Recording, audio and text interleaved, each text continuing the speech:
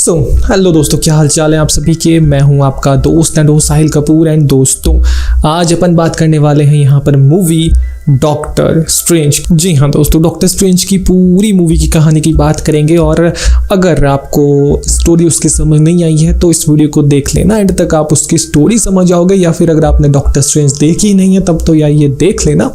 और अगर आपको एमसीयू की मूवीज देखनी है बट आपको कहीं मिल नहीं रही है या फिर उनकी स्टोरी और टाइमलाइन को समझना है तो मैंने ऑलरेडी फेज 1 और फेज 2 को कवर कर दिया है। ये फेज 3 की दूसरी मूवी है। तो अगर आप पुरानी वाली देखना चाहते हैं तो मेरे चैनल पे आपको एक सीरीज मिल जाएगी या डिस्क्रिप्शन में भी लिंक है एमसीयू मूवीज की, तो वो चेकआउट कर लेना, मजा आ जाएगा। आपको पूरी एमसीयू की टाइमलाइन समझ आ जाएगी। अवेंजर्स डूम्सडे तक अपन इसको पूरा ही कवर कर देंगे। तो खैर वीडियो की शुरुआत करते हैं। तो दोस्तों, इस कहानी की शुरुआत होती है एक ऐसे गुप्त संगठन से जिसे कहा जाता है master of the mystic arts. ये लोग दुनिया भर में फैले हुए होते हैं, लेकिन इनका जो मुख्यालय है वो नेपाल के काठमांडू शहर में एक जगह कामाताज में होता है। यहाँ लोगों को जादूगर बनने की तामील दी जाती है ताकि वो धरती को दूसरी दुनिया के खतरों से बचा सके।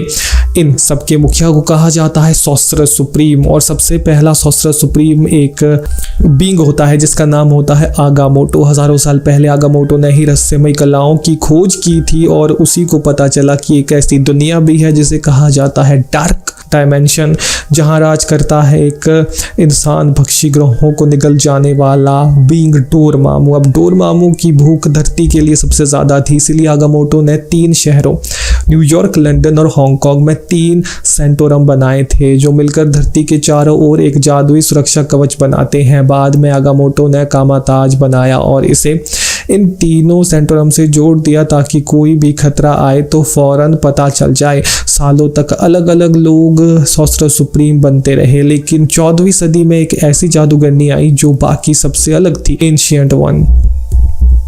किसी को उसका असली नाम मालूम नहीं था, लेकिन उसने वो कर दिखाया जो कोई नहीं कर पाया। उसने खुद डार्क डायमेंशन की शक्तियां इस्तेमाल करना सीख लिया। इससे उसकी उम्र बढ़ना रुक गई, यानी वो एक तरह से अमर बन गई। लेकिन यहाँ एक ट्विस्ट आता है। एंशिएंट वन ने ये बात किसी और जादूगर को नहीं बताई थी। उसने सबको डार्क डायमेंशन से दूर रहने को कहा था क्योंकि उसे डर था कि अगर ये शक्ति किसी और के हाथ लग जाती तो वो उसका गलत इस्तेमाल कर सकता था। नाउ फिर आता है 1996 में एक आदमी काइसिलियस अपनी पत्नी और बच्चों को बीमारी में खो देने के बाद अपना गम भुलाने के लिए वो कामाताज पहुंचता है। यहाँ खुद एंशिएंट वन उसे सिखाती है। 20 साल की मेहनत के बाद वो एक ताकतवर जादूगर बन ही जाता है, लेकिन अपने परिवार को वो कभी भुला नहीं पाता। उसे लगता है कि दुनिया की सबसे बड़ी बुराई होती है मौत। एक दिन काइसिलियस को शक होता है कि एंशिएंट वन के पास कोई ऐसी ताकत है जिससे वो इतने सालों तक जवान बनी रही और मौत को टालती रही। सच जानने के लिए वो कामाताज की प्रतिबंधित किताबों को पढ़ना शुरू करने लगता है और उसे मिलती है बुक ऑफ कैग्लियोस्त्रो, जिसमें लिखा होता है डार्क डायमेंशन से शक्तियां कैसे हासिल की जाए। पूरी विधि लिखी होती है उसमें। अकेले वो ये रस्म पूरी नहीं कर सकता था, इसीलिए काइसिलियस कुछ और जादूगरों को अपने साथ मिलाता है, उन्हें एंशिएंट वन के खिलाफ भड़काता है और एक दिन लाइब्रेरी में जाकर लाइब्रेरियन को ही मार डालता है और वो पन्ने चुरा लेता है। एंशिएंट वन उन्हें रोकने की कोशिश करती है, वहां आती है, लेकिन वो लोग वहां से भागने में कामयाब हो जाते हैं। दूसरी तरफ न्यूयॉर्क में रहता है एक डॉक्टर स्टीफन स्ट्रेंज, एक शानदार लेकिन थोड़ा घमंडी न्यूरोसर्जन। एक रात कार एक्सीडेंट में उसने अपने दोनों हाथ गंवा दिए। अब वो अपनी आंखों के सामने अपने सर्जन वाले करियर को होते हुए देख पा रहा था। सारे पैसे इलाज में वो लगा देता है और उसके पास कुछ नहीं बचता। उसकी दोस्त क्रिस्टीन पाल्मर उसे आगे बढ़ने को कहती है और इन सब चीज़ों का भूल जाओ भाई, आगे बढ़ो ज़िंदगी में, है ना। लेकिन तभी उसे पता चलता है जोनाथन पैकबॉन्ड के बारे में, एक ऐसा आदमी जो पूरे तरीके से लकवाग्रस्त हो गया था लेकिन अब वो बिल्कुल ठीक है, चल फिर सकता है।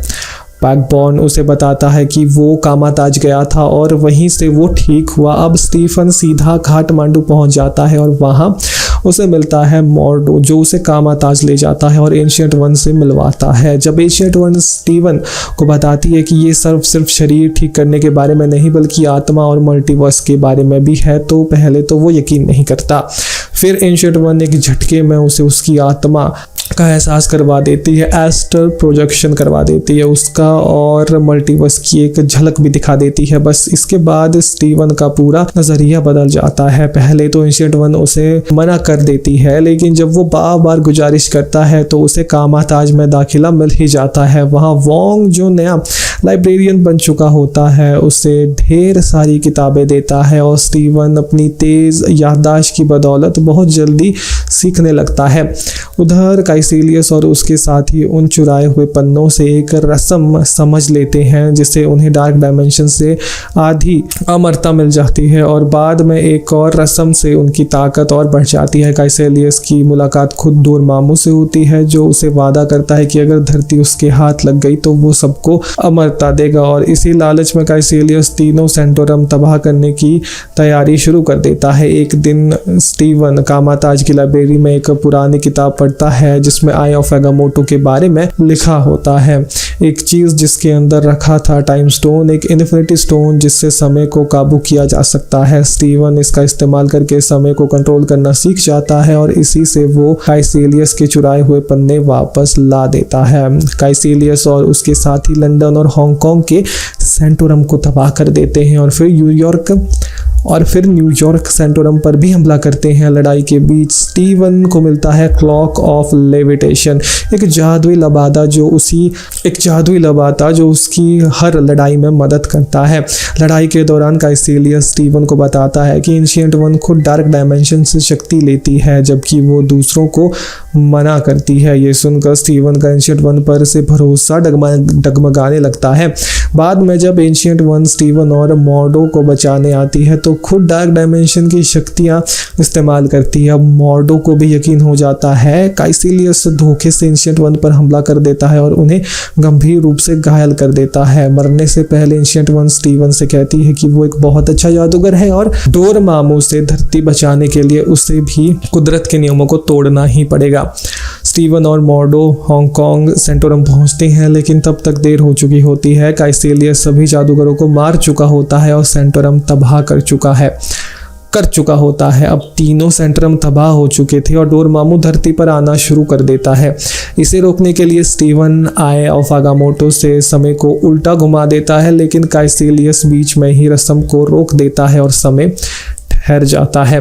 तभी स्टीवन के दिमाग में एक तरकीब आती है। वो खुद डार्क डायमेंशन में चला जाता है जहां समय का कोई वजूद ही नहीं था, लेकिन टाइम स्टोन की वजह से वहां भी अब समय बन जाता है। स्टीवन एक टाइम लूप बनाता है जिससे वो अपनी ही मौत से जोड़ देता है और बार बार डोरमामू के पास जाकर सौदा करता है। डोरमामू से बार बार मारता है, लेकिन लूप की वजह से दोबारा वो जिंदा हो जाता है पूरे 12 बार। आखिर में थककर डोरमामू मान जाता है। काइसेलियस और उसके साथियों को वापस अपने साथ ले जाता है और धरती छोड़ देता है। नाउ स्टीवन समय को वापस सही कर देता है, शहर बच जाता है, लेकिन मॉर्डो इन सबसे खुश नहीं होता। उसे लगता है कि कुदरत के नियमों को तोड़ना गलत है और वो कामाताज छोड़कर चला जाता है। स्टीवन अपनी पुरानी जिंदगी छोड़कर हमेशा के लिए जादूगर बनने का फैसला करता है और न्यूयॉर्क सेंटोरम का नया गार्डियन बन जाता है।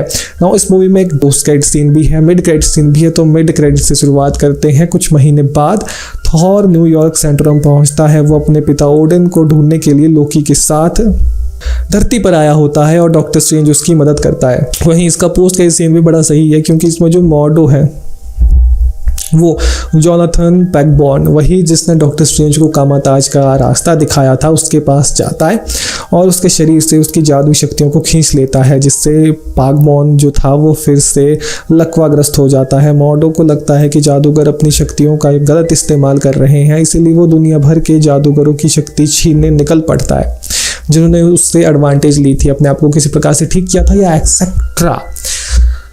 तो ये थी भाई डॉक्टर स्ट्रेंज मूवी, और इस मूवी को समझना बड़ा इंटरेस्टिंग है और ज़रूरी भी है। मतलब ज़रूरी ही है, इंटरेस्टिंग तो चलो इसकी स्टोरी है, और ज़रूरी इसीलिए है बाबू क्योंकि बात ऐसी है कि भाई डॉक्टर स्ट्रेंज आने वाली जो मेजर बड़े इवेंट है MCU के, जैसे इन्फिनिटी वॉर एंड गेम, उसमें एक बड़ा रोल प्ले करते हैं। और अब जो आने वाली एंड गेम के बाद आने वाली जो डूम्सडे और उसके बाद सीक्रेट वॉर, इन दोनों में भी एक मेजर रोल जो डॉक्टर स्ट्रेंज है वो अदा करेंगे। तो एक ऐसा एसेट, एक ऐसा IP, एक ऐसा कैरेक्टर जो इतना ज़्यादा वैल्यूबल है अभी मार्वल के लिए, तो इसके बारे में आपको जानना आवश्यक है अगर आपको MCU की पूरी टाइमलाइन को समझना है। तो हाँ, ये आप शेयर करना चाहते हो इस वीडियो को तो शेयर कर देना भाई अपने दोस्तों के साथ भी, क्योंकि ये समझना इम्पोर्टेंट है इस मूवी की कहानी के बारे में, ताकि आप एमसीयू को और बेहतर तरीके से समझ पाए। मिलते हैं नेक्स्ट वीडियो में। Now goodbye, take care, bye.